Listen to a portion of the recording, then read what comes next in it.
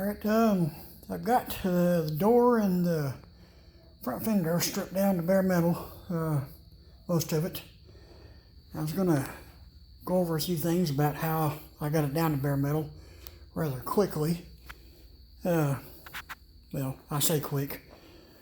I use this thing here. I got that from Harbor Freight. I think they call it a polycarbonate something or other. I can't remember. I'll find a link to it on Harbor Freight and add it in the description. But I use that on that DeWalt angle grinder, and it makes pretty quick business of taking it down to bare metal. You can see there, it does put some, slight grinder type marks in there, which I think is probably like about 90 grit or 100 grit sandpaper probably. Realistically, if you wanted to, you could prime over that and not have much shrinking, but I don't like to do that.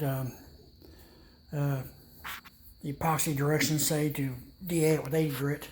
So what I've done here is I've left there's a little bit of paint there, as you can see, that maroonish color. And down here, I left that. And the reason why I left that is rather than showing you the whole door, and just kind of cutting to the chase. That there is, some small imperfections.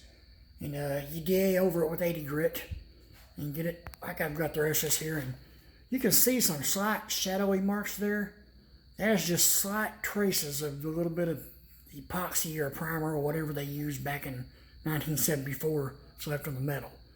But there was no rust under this door, except for little places like where the paint had rubbed through around the door handle. There were a couple of scratches and rock chips here and there. And so just when you run into them little rust spots, you DA them real good with 80 grit on the DA. And just get it to where there's no grayish spot whatsoever. Get it all out of there if you can. And now, if a person wanted to, and if you were sure that you didn't have any rust under your paint, you could use an airfoil, an orbital airfoil. Hutchins is what I use. And you can use the paint on here and just airfoil the car, and you can find your imperfections in it.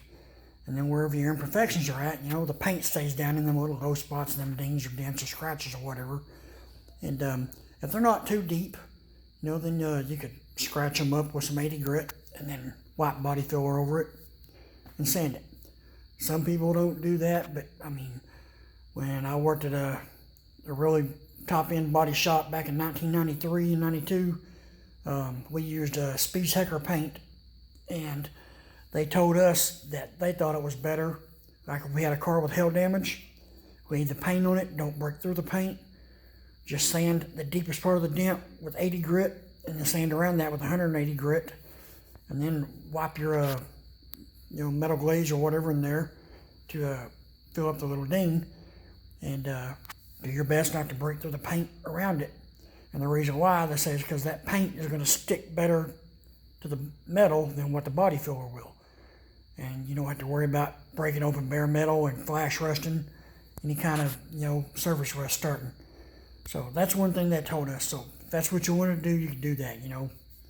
If your paint's good and there's no rust underneath it, just block it or airfoil it and find your low spots. And if they're not too deep, scratch them in the middle with some 80 grit and fill them with a bit of putty and then block it out and then prime it after that. But what I'm going to do here, I'm going to get this fender and the door down to bare metal real good, DA with 80 grit.